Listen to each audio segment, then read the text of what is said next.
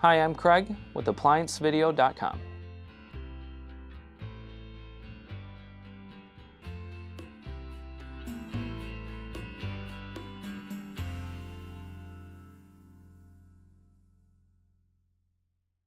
Stop. Before beginning any repair, always be sure to disconnect the power to the appliance. It is also recommended to test the outlet for the proper voltage. Remember to also turn off the water. The main reason you would be replacing a nozzle assembly is if the unit is leaking from the right-hand side. Now, click on the link below to view this repair video. ApplianceVideo.com guides you step by step, giving you the confidence to avoid recalls and callbacks, also saving time on repairs.